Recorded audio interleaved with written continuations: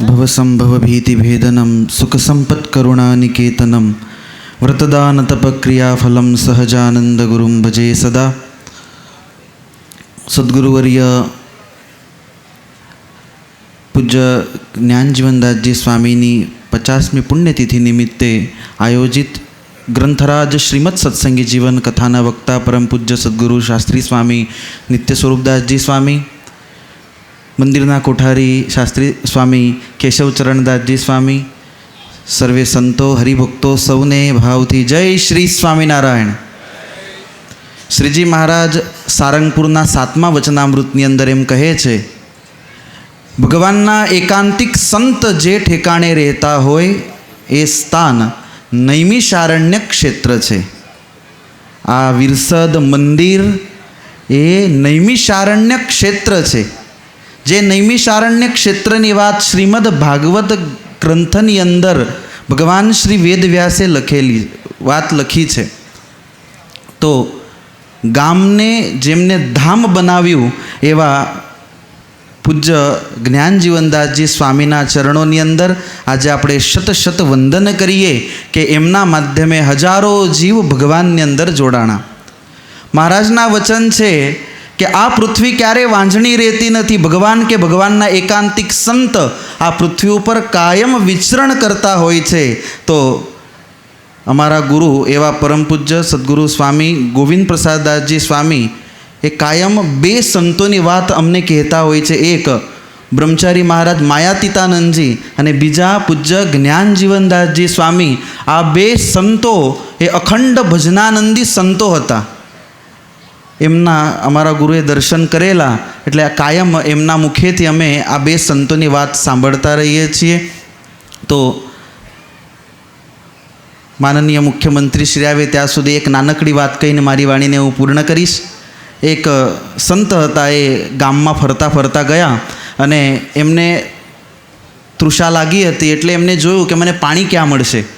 એટલે એક જગ્યાએ માટલા પડેલા હતા, કુંભારનું ઘર હતું, ત્યાં ગયા, જોયું, પાણી માંગ્યું. એટલે કુંભારે પાણી પીવા માટે આપ્યું.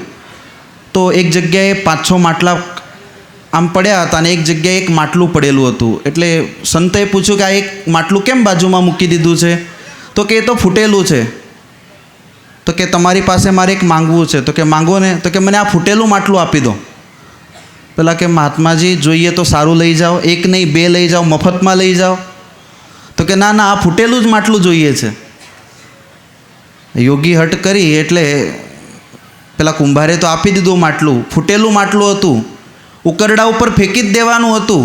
પણ એ મહાત્માજી એ માટલાને પોતાના આશ્રમમાં લઈ ગયા.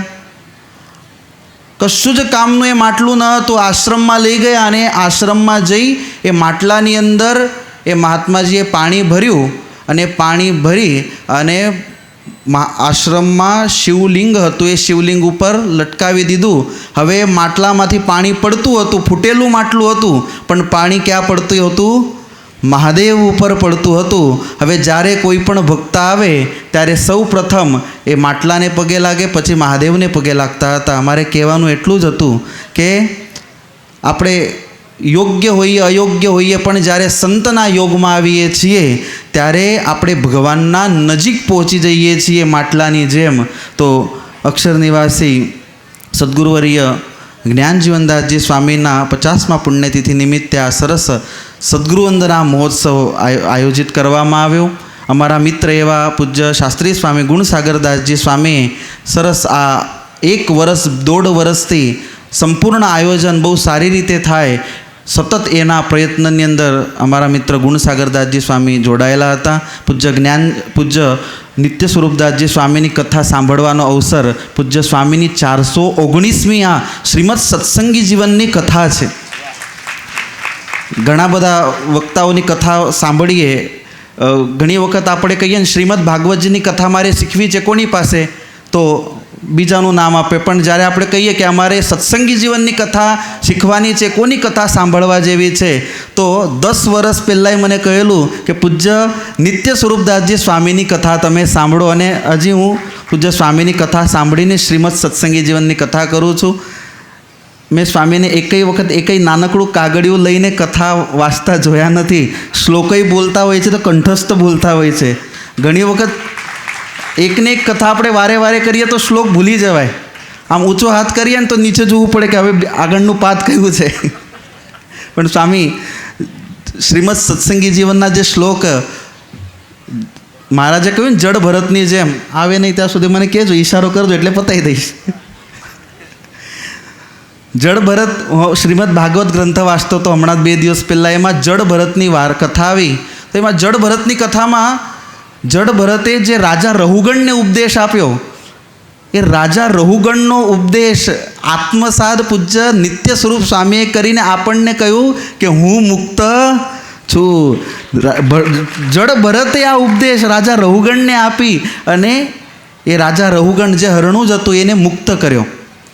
એની અંદર 2 ઉપદેશ આપ્યા છે. એક ઉપદેશની અંદર ભરત કહે છે કે રાજા રહુગણ, જ્યારે કોઈ સંત પુરુષના ચરણની રજ જ્યાં સુધી મસ્તકે પડતી નથી, જ્યાં સુધી જીવ કોઈ સંત પુરુષને સેવતો નથી, ત્યાં સુધી એને કરેલા યજ્ઞ, કરેલી ભક્તિ એ બધી જ નિરર્થક થઈ જાય છે. તો આપણને સંતોનો યોગ પ્રાપ્ત થયો. તો ભગવાનના ચરણોમાં પ્રાર્થના કે બધાને ભગવાન શક્તિ અર્પણ કરે. અસ્તુ. જય શ્રી સ્વામિનારાયણ.